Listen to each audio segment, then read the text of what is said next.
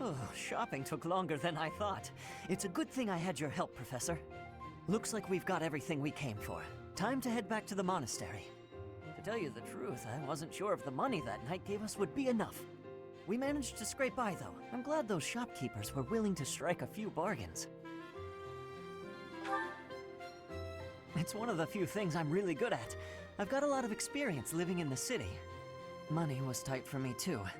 At least until a kind noble adopted me into his family. Come to think of it, you were originally a mercenary, weren't you? I'm sure you've traveled all over Fodlan. That must have been a pretty different life from regular folks like me. Huh, you think so? But a mercenary's whole job is fighting, isn't it? Must be a pretty tough way to live. I believe you. I can imagine. Oh!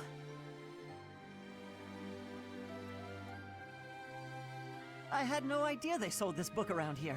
I haven't seen this one for ages. Lugh and the Maiden of Wind. It's a well-known tale of chivalry in Fargus. Lugh is the king of lions. This book is full of his exciting adventures. I've loved this since I was a kid. It was what got me learning to read. Give me that book! Hey, creep! Don't touch the merch!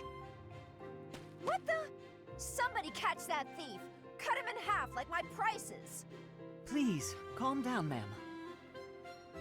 You calm down, kid! If he gets away with that valuable merch, it'll be a huge loss for me. Here, allow me to compensate you. Huh?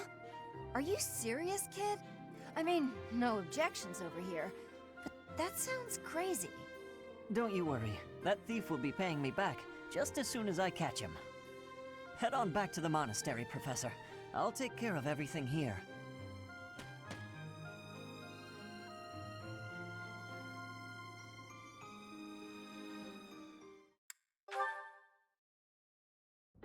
Hey, Professor. Did I ever tell you what happened with that thief? You know, the book thief we encountered in town. I went after him, and I did manage to catch up, but... Oh no, I captured him easily. I'm pretty quick on my feet, you know. But I decided not to make him pay for the book. My pockets were pretty empty after that incident, if you want to know the truth. Well, what happened was, when I caught him, I asked him why he stole the book. He said he thought it would fetch a good price and that he really needed the money. He had a sick kid and couldn't pay for medicine.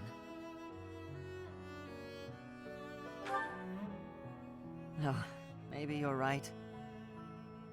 But if he really did have a sick child, that would be a matter of life and death. A little money is nothing compared to that. I'd rather believe a lie than risk someone's life if I'm wrong. And to be completely honest, there was a time when I wasn't so different from him.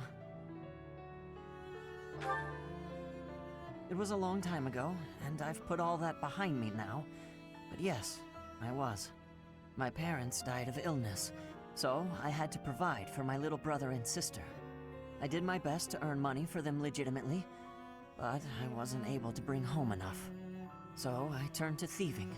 From people on the streets, from shops, even from soldiers. I knew it was wrong, but seeing my brother and sister's smiling faces made me too happy to stop. I really regret that part of my life. I was stupid. But shortly after I turned 9, I crept into a local noble's mansion, aiming to steal whatever I could get my hands on. The noble had all sorts of valuables, but what really caught my eye was a book with a fancy cover. That book was Lugh and the Maiden of Wind. The knight in the illustrations was so impressive I just couldn't tear my eyes away. Well, that was part of it. But certain books are also really valuable, you know. You probably see where this is going. Moments after I grabbed the book, I was caught in the act by the noble. And that noble was none other than Lenato. But Lenato was incredibly kind. Without asking any questions, he gave me the book. And money, too. When I told him I couldn't read, he invited me into his mansion, along with my brother and sister. He taught me how to read, personally. So, with the thief I caught in town, I was trying to do the same thing, to be like Lenato. I want to make up for the bad things I've done, to leave this world better than I found it. That's why, even if it wasn't easy on my pockets, I'm proud to say I helped him. I know what you're trying to say. My contribution probably won't change much. And it's not like I have the money to help everyone who's suffering from poverty. Even so, I can't bear to stand by and do nothing. What else could I have done, Professor?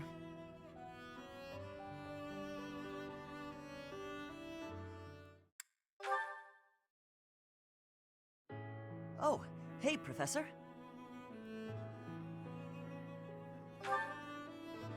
Actually, I ran into that thief while I was shopping just now.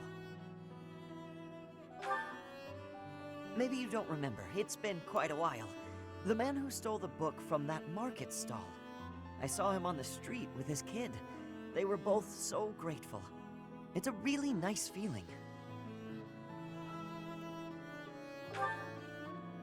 Yeah, but it did seem like they were still having trouble getting by. I guess what you said to me back then was right. My actions didn't really solve the problem. I can't help everyone, no matter how much I try. If I had the money or power, maybe, but I don't. You know, a long time ago, Lenato said nearly the same thing to me. I think it was when I tried to look after the horses all on my own. I really messed that up. He said, "You're not quite ready for this yet, but there's no need to rush." I know I can't help very many people right now, but I think doing what I can for those I see in front of me is still worthwhile. I have to believe that, at least.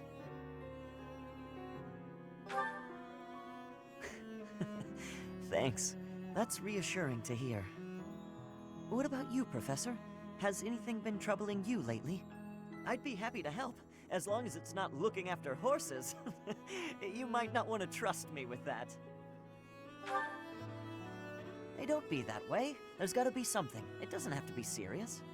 I genuinely enjoy helping people. It's a great feeling making someone smile.